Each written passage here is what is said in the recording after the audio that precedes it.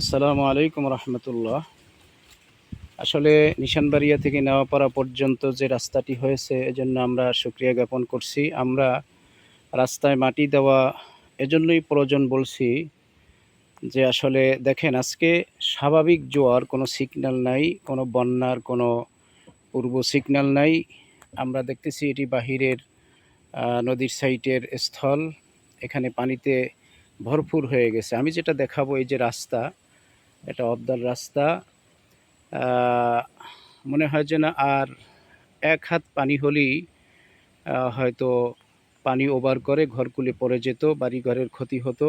এটা যদি স্বাভাবিক জোয়ারে এই অবস্থা হয়, তাহলে যখন ৮ নাম্বার, ৯ নাম্বার, ১০ নাম্বার সিগন্যাল থাকে, তখন যে আসলে এই রাস্তার কি পরিস্থিতি হয়, কত জায়গা দিয়ে যে পানি গড়ায়, আসলে সেটা আপনারা বুঝতেই পারছেন। এই যে এটা হলো সবচেয়ে উঁচু জায়গা, আমি যেটা দেখাচ্ছি এটা হলো উঁচু জায়গার অবস্থা এই। আর এভাবে চেয়েও অনেক জায়গায় ঢালু আছে, সেটা হয়তো এর আগে মাটি দিয়ে ভরাট করা হয়েছে।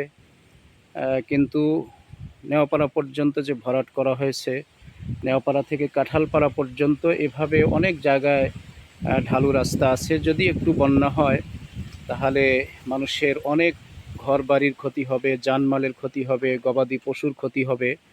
এগুলি হওয়ার আগেই যেন সরকার পদক্ষেপ গ্রহণ করে, মানে খুব তাড়াতাড়ি এই রাস্তাগুলি মাটি দিয়ে ভরাট করে উঁচু করে মানুষের জানমাল এবং গবাদি পশুসহ সব জিনিসের যাতে আত্মরক্ষা হতে পারে, সেজন্য এই ভিডিওটি সকলেই শেয়ার করবেন, যাতে করে ঊর্ধ্বস্থান কোনো নেতৃবৃন্দের হাতে এই ভিডিওটা পৌঁছায় এবং আমাদের এই রাস্তায় মাটি দেওয়া আর কাজ খুব তাড়াতাড়ি শুরু হয়। সেজন্য আমরা জনস্বার্থে ভিডিওটি বেশি বেশি শেয়ার করব।